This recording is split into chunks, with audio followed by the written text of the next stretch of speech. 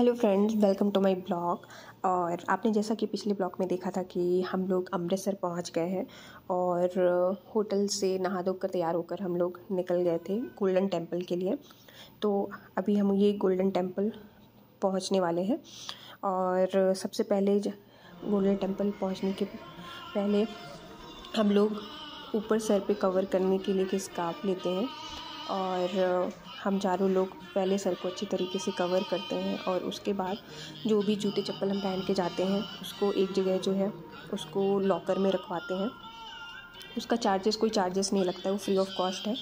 और उसके बाद फिर हाथ पैर को अच्छी तरीके से धुलकर अंदर की ओर गोल्डन टेम्पल में अंदर की ओर जाने लगते हैं।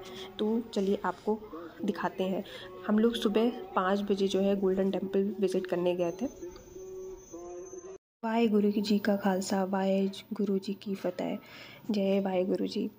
तो हम लोग गोल्डन टेम्पल के अंदर पहुंच चुके हैं और जैसे ही अंदर जाते हैं ना, मतलब एक अलग ही पॉजिटिव वाइब जो है आपको फील होगी।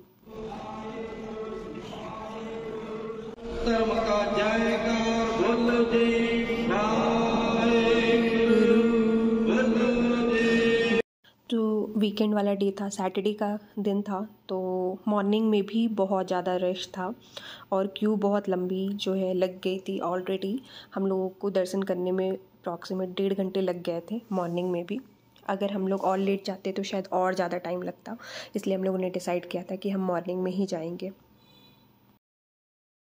और जो है हल्की हल्की सी मॉर्निंग हो गई थी और ये व्यू दिखाती हूँ मैं आपको। इतना प्यारा लग रहा था, ऐसा लग रहा था यहाँ चुपचाप बैठ जाऊँ और ये व्यू जो है देखती रहूँ हाथ जोड़कर वाहे गुरु जी का नाम लेकर। और उसके बाद फिर लाइन बहुत ज़्यादा लंबी थी, तो हम लोग लाइन पे लग गए थे। पहले महाप्रसाद जो है वो ले लिया था। महाप्रसाद जो है आप अपने हिसाब से जिस भी प्राइस में आप लेना चाहते हो, मिनिमम प्राइस जो है 50 रुपये रहता है। आप जितने का भी लेना चाहो आप लेकर और उसके बाद फिर आप दर्शन करने जाओ। और उसके बाद फिर हम लोग को जो दर्शन करने में 1.5 घंटे लग गए थे और वापस आने के बाद फिर हम लोगों ने लंगर का प्रसाद लिया और थोड़ी देर बैठे और पूरा गोल्डन टेम्पल जो है अच्छे से एक्सप्लोर किया। और उसके बाद बाहर निकल आए। हमने अपने जूते चप्पल जो है हमने जहाँ पर जिस लॉकर में रखे थे वहाँ से कलेक्ट किया और उसके बाद हम बाहर निकल आए। ये गोल्डन टेम्पल के पास का मार्केट है जो कि पूरी तरीके से अब ओपन हो चुका है और हम लोग को निकलते निकलते 10 बज चुके थे और अब हम लोग अपने होटल जा रहे थे क्योंकि हम लोग रात में सोए नहीं थे। तो सबसे पहले हम लोगों ने जाके नींद ली और 4 से 5 घंटे मतलब डायरेक्ट हम लोग 3 बजे उठे थे दोपहर में। और उसके बाद हम लोग को वाघा बॉर्डर जाना था जो कि हम लोगों को निकलना था 2 बजे, बट हम ऑलरेडी लेट हो चुके थे तो जल्दी जल्दी रेडी हुए। और जिस ऑटो वाले ने हमें स्टेशन से होटल ड्रॉप किया था उसका हमने फ़ोन नंबर ले लिया था, तो हमने उसको तुरंत कॉल किया और उसने दूसरी टैक्सी हमें अरेंज करके दी और फिर हम जो है वाघा बॉर्डर के लिए निकल गए। और आधे घंटे 40 मिनट लगा था हमें वाघा बॉर्डर पहुँचने में, बट हमें सामने की सीट नहीं मिल पाई थी क्योंकि हम बहुत ज़्यादा लेट थे। जिनको वाघा बॉर्डर जाना होता है वो ऑलरेडी 1 बजे या 1:30 बजे ही निकल जाते हैं और वहाँ की आगे की सीट जो है वो कवर कर लेते हैं। तो हम लेट थे तो हमने ऊपर की सीट जो है हमको मिली थी, तो हम खड़े होकर एंजॉय कर रहे थे परेड जो है। और ये जो है वाघा बॉर्डर है और उधर पाकिस्तान है, वो आपको फ्लैग दिख रहा होगा पाकिस्तानी का, और ये इंडिया है। तो यहाँ पर परेड होती है सुबह और शाम दोनों टाइम।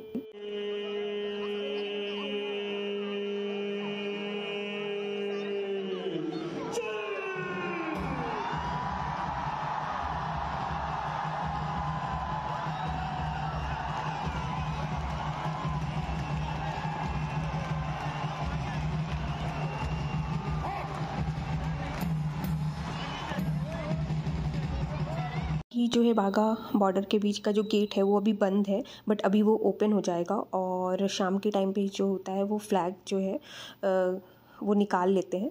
तो अभी देखिएगा अभी ओपन हो जाएगा।